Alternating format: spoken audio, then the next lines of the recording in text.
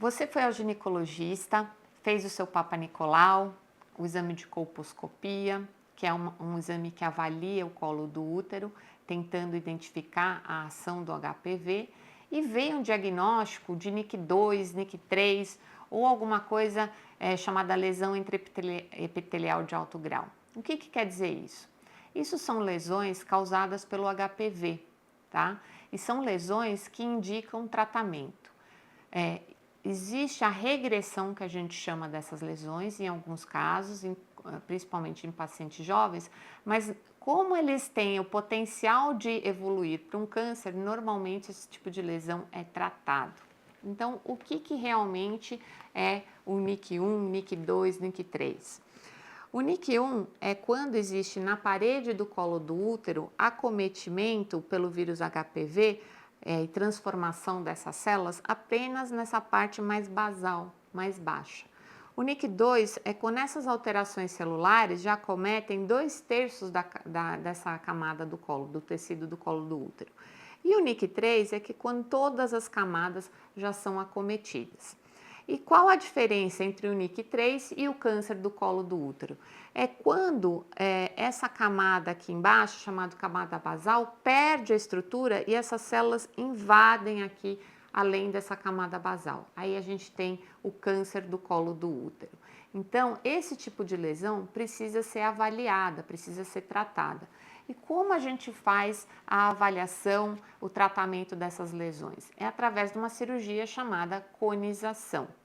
A conização, ela pode ser feita de duas formas, através do CAF, que é a conização de alta frequência, em que a gente pega uma alcinha que é aquecida e a gente tira um fragmento do colo do útero.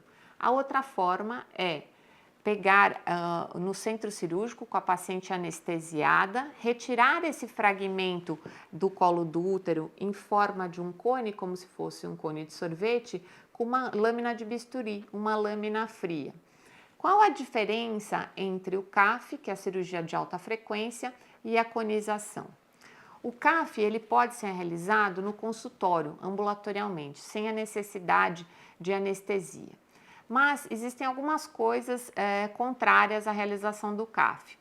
O CAF não faz uma hemostasia, ou seja, pode ter um sangramento um pouco aumentado quando se faz isso no consultório ou no ambulatório. Além disso, a paciente pode ter bastante dor quando a gente faz esses procedimentos sem anestesia, o que torna isso bastante desconfortável. Fora isso, se o médico não tiver uma experiência na realização do CAF, pode acontecer de queimar as bordas dessa estrutura que se está tirando. E aí, quando isso for ser avaliado pelo patologista, a gente não vai conseguir ver se a margem dessa lesão está comprometida ou não, se ali tem ainda mais uma lesão por NIC3 ou não além daquilo, né? Então, isso pode comprometer a peça cirúrgica na avaliação, pode ter um aumento do sangramento e pode ser desconfortável para o paciente. A outra forma realizada, então, com a lâmina de bisturi, a paciente precisa ser sedada ou receber uma anestesia RAC, então ela é colocada em posição ginecológica e através da colocação do espéculo, então é feita essa cirurgia, retirada esse pedaço do colo do útero, posteriormente cauterizado aonde ficou essa área cruenta, onde ficou a cicatriz da conização, né? E a gente até usa uma técnica especial colocando uma substância que ela é coagulante, ela vai coagular ali, né, hemostática, para evitar que o paciente coloque o tampão vaginal, porque o tampão vaginal ele é muito desconfortável. O tampão vaginal é como se fosse uma gaze comprida que a gente coloca dentro da vagina para evitar o sangramento. E isso realmente é bastante desconfortável. E com essa técnica que a gente utiliza com a esponja hemostática, isso auxilia e faz com que a gente não precise usar esse tampão que é extremamente desconfortável.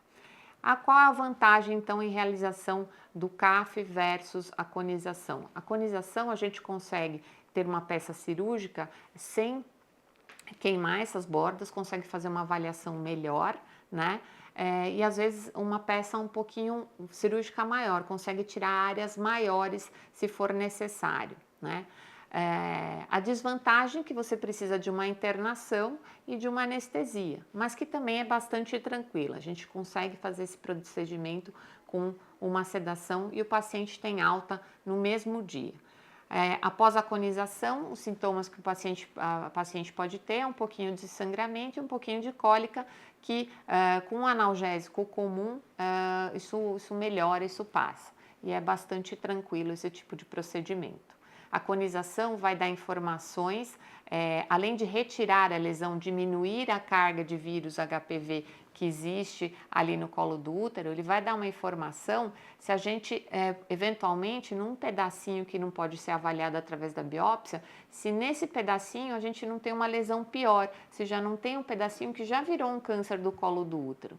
Então, ela é ao mesmo tempo diagnóstico e terapêutico. Se tira a lesão e também diagnostica se não existe uma lesão pior do que um NIC3.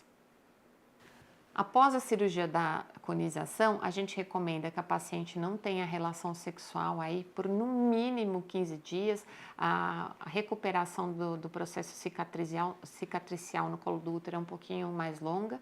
Se ela tiver relações nesse tempo, ela pode ter infecções ou grandes sangramentos. Então, a gente pede para o paciente evitar de ter relações e também de fazer atividades físicas que exijam um grande esforço, para evitar que ela tenha sangramentos, evitar esforço de levantamento de peso ou algo assim.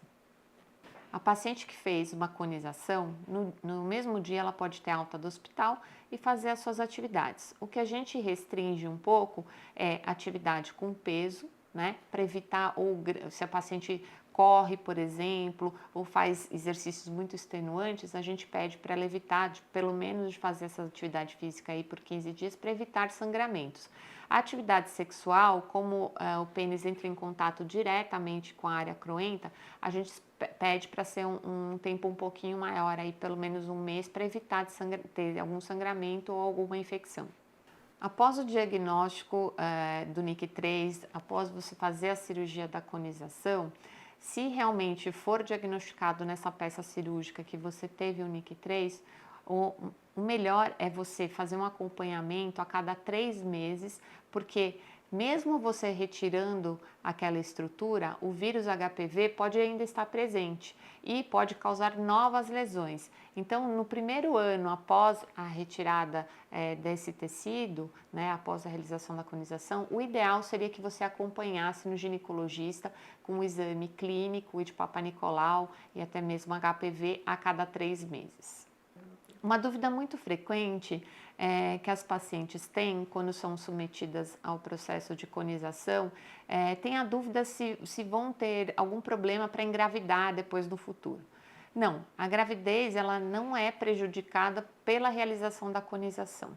A única coisa, como a gente tira um pedaço do colo, da estrutura do colo, a gente tem que tomar um pouco mais de cuidado quando essa paciente engravidar em relação ao encurtamento do colo. Como a gente tem um bebê fazendo força em cima do colo do útero e esse colo é um pouquinho mais fragilizado porque ele perdeu parte da estrutura, a gente tem que ficar de olho principalmente no primeiro e segundo trimestre da gestação para ver se esse colo não afina, para ver se essa paciente eventualmente não tem um risco de trabalho de parto prematuro ou até de abortamento.